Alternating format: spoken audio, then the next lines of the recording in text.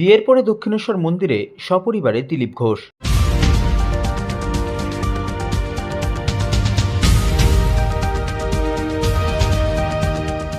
বিয়ের পর মা ও স্ত্রীকে নিয়ে দক্ষিণেশ্বরের মন্দিরে পুজো দিলেন বিজেপির প্রাক্তন রাজ্য সভাপতি তথা প্রাক্তন সাংসদ দিলীপ ঘোষ।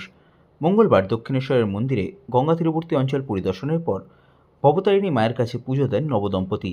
সাথে ছিলেন দিলীপ ঘোষের মা। সে ধর্না বলুন বা সরকারের সঙ্গে মিটিং দুটোই নিষ্ফলা হবে, কারণ ওইখানে সমাধান বেরোবে না। কোর্ট দিয়েছে নির্দেশ, কোর্টেই সমাধান বেরোবে। তাই সব পক্ষ নিজের তথ্য নিয়ে আবার কোর্টের কাছে আবেদন করুন। আমার মনে হয় সুপ্রিম কোর্ট সবার কথা শুনে তারাই ঠিক সিদ্ধান্ত দেবেন। 18,000 লোকের চাকরি ফেরত যেন আসে, এটা আমরা চাই। সবার কুশল কামনা করে প্রার্থনা করেছি, সব বাংলায় শান্তির প্রার্থনা করেছি, সবাই যেন আমরা ভালো থাকতে পারি সেই প্রার্থনা করেছি। দাদা, কালকে মুখ্যমন্ত্রী বলেছেন 10,000 লোকের চাকরি দিয়েছে, কি বলবেন? তারা কোথাকার লোক? বিহার, ইউপি না পশ্চিমবাংলার? কেউ চাকরি পেয়েছে জানি না। এখানে 3 জন সিভিক পুলিশ আছেন, তারা বলে আমাদের যা পয়সা তাতে চলে না। এই চাকরির কি মানে হয়? উনি দেওচা পাচামিতে বলেছিলেন 1 লক্ষ লোকের চাকরি হবে, এক ঝুড়ি কয়লাও বেরোলো না, একটা চাকরিও হলো না। এখন মেদিনীপুরে গিয়ে বলছেন 10,000 লোকের চাকরি হবে। আজ পর্যন্ত কত হাজার লোকের চাকরি দিয়েছেন? অভ্যাস টাইম মিথ্যা কথা বলা, সেটাই বলছেন উনি। আমি তো মুর্শিদাবাদে সেদিন ছিলাম যেদিন গন্ডগোল শুরু হয়, 11 তারিখ রাত 10টার সময় পার হয়েছে, যখন তখন আগুন জ্বলছিল।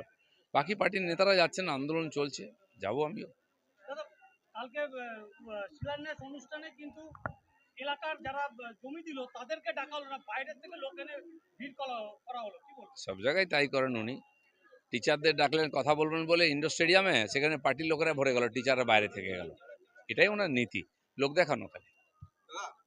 জুনিয়র ডাক্তাররা এসএসসি যারা চাকরিহারা তাদের পাশে রয়েছে, সব রকম সাহায্য করার জন্য। পুরো ডাক্তাররা নয়, ডাক্তাররা যেমন আছেন, সাধারণ মানুষ পশ্চিমবাংলার সবাই চাকরি হারাদের সঙ্গে আছে, এবং সেই পীড়িতা ডাক্তারের পরিবারের সঙ্গে আছে। যারা এই যে হাজার হাজার মানুষ মুর্শিদাবাদ থেকে হিন্দুরা পালিয়ে গেছেন অত্যাচার, তাদের সঙ্গে আমরা আছি।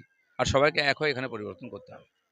সবার প্রথম কামনা করলাম পশ্চিমবঙ্গের জনগণের স্বার্থে অশুভ শক্তির বিনাশ করে রাজনৈতিকভাবে আমরা পরস্পরকে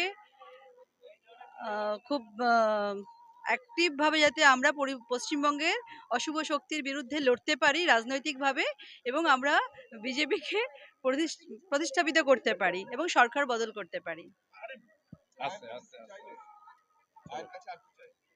ব্যাস, পশ্চিমবঙ্গের অশুভ শক্তির বিনাশ হোক, পশ্চিমবঙ্গের স্বার্থে তথা ভারতবর্ষের স্বার্থে আমরা সবাই মিলে যাতে এই সরকারের পতন ঘটাতে পারি গণতান্ত্রিক পদ্ধতির মাধ্যমে, জনকল্যাণের স্বার্থে।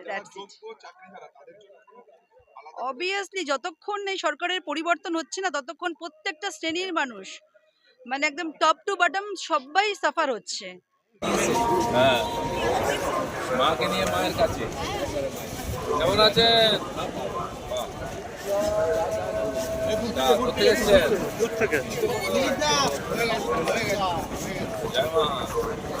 18 সালে বাড়ি গেছিলেন মনে আছে?